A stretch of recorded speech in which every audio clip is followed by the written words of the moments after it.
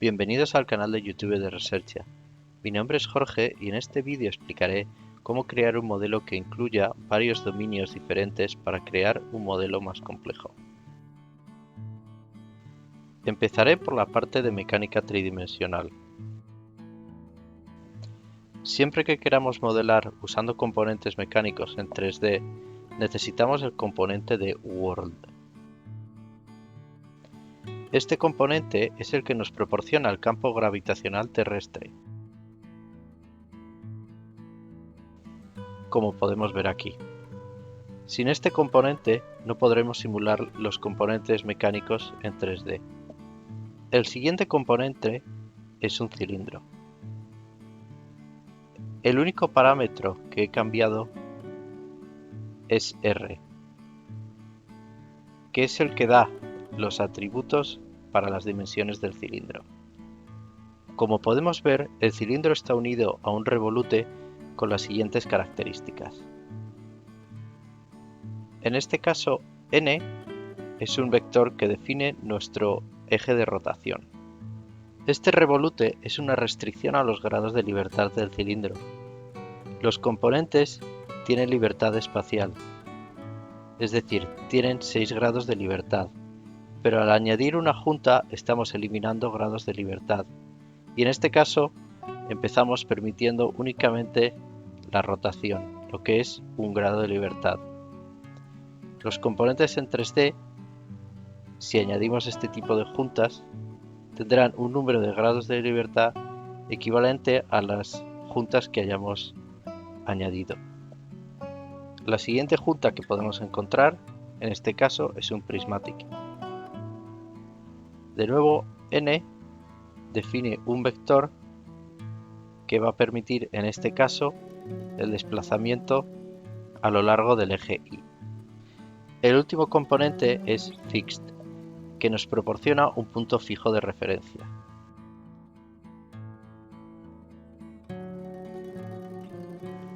Todos estos componentes podremos encontrarlos dentro de Mechanics Multibody. Fixed y el cuerpo que define el cilindro los podemos encontrar en las partes, y dentro de las juntas o joints encontramos el prismatic y revolute. Volviendo al prismatic, podemos ver que tiene activado la opción de Use Axis Flange. Esto nos permite añadir un componente de Spring Damper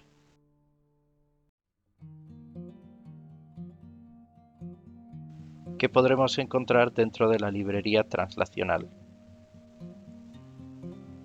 Esta librería está relacionada a movimientos en una única dimensión. Podemos imaginar, por ejemplo, que este Spring Damper es el equivalente a tener un rodamiento o roulement o bearing en inglés, que soportará una deformación elástica y una amortiguación a esa deformación, que viene del peso del cilindro al comprimir el rodamiento. Entrando de nuevo en el revolute, podemos ver que en este caso está activado también Use Axis Flange. Al activar esta opción, podemos ver que tenemos conexiones rotacionales adicionales.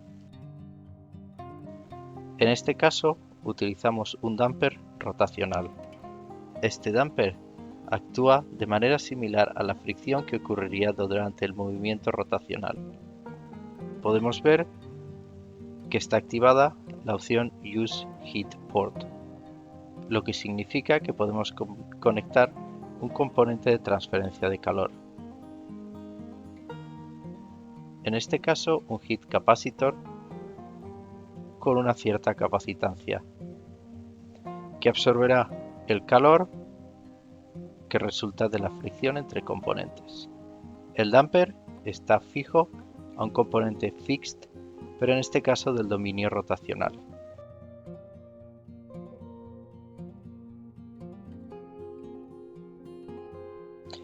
Para hacer rotar este sistema, que podría equivaler a un torno eléctrico, Necesitamos un motorcillo eléctrico y el circuito que lo moverá.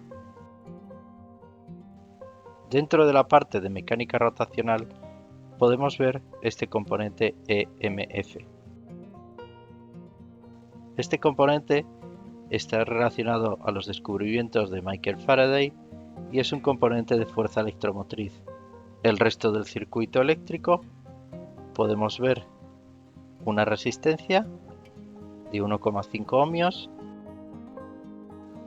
un inductor con una inductancia de 0,5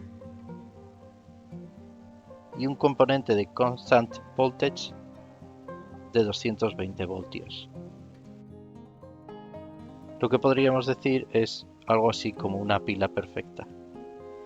Y para cerrar el circuito tenemos un componente de tierra. Para simular podremos tener, por ejemplo, un tiempo de 10 segundos, suficiente para observar lo que sucede. Recomiendo tener un intervalo de 0,002 segundos, mantener el método de integración Dussel y en el caso de que queramos ver la animación, clicar en la opción Launch Animation. Una vez esté definido el experimento, podemos hacer clic en OK para observar los resultados. En la animación podemos ver cómo el peso de la barra va a desplazar nuestro spring damper ligeramente y después empieza a rotar. En este caso es más interesante observar los resultados numéricos. Por ejemplo, el spring damper, donde podemos ver la constante del muelle y la constante del amortiguador que podríamos haber elegido. Podemos ver el desplazamiento relativo entre los extremos. Como podemos ver, empieza siendo 0 y el peso lo comprime y la amortiguación hace que acabemos en un steady state.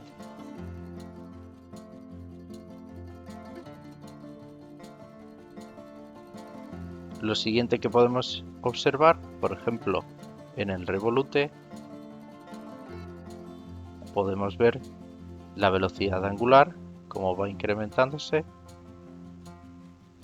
hasta una cierta velocidad que las capacidades del motorcillo eléctrico y de la fricción van a permitir. En el revolute, por ejemplo, podemos también observar las fuerzas relacionadas a la rotación del cilindro.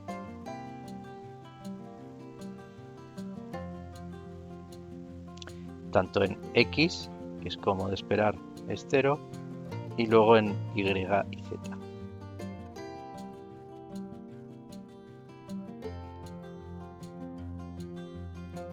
En el damper, por ejemplo, podremos observar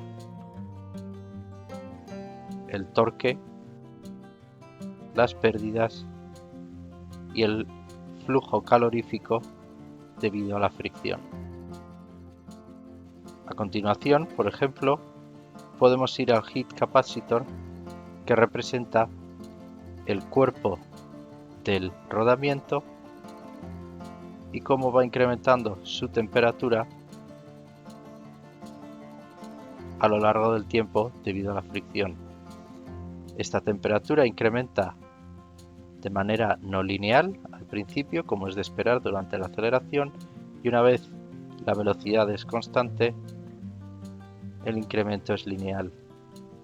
Esta temperatura continuará incrementándose debido a que no tenemos ningún tipo de refrigeración en el modelo. Para la parte eléctrica podemos ver, por ejemplo, el EMF, en el que vemos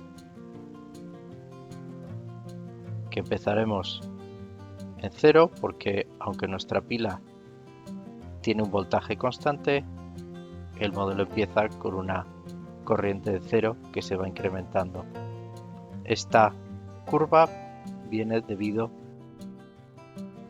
al inductor que nos va a causar este resultado en la corriente, fluyendo de un puerto a otro.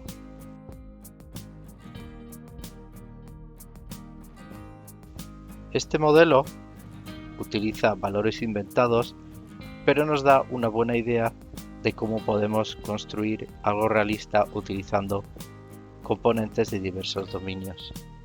Podremos añadir, por ejemplo, una pequeña masa al cilindro que equivalga, digamos, un defecto en el diseño para estudiar posibles vibraciones.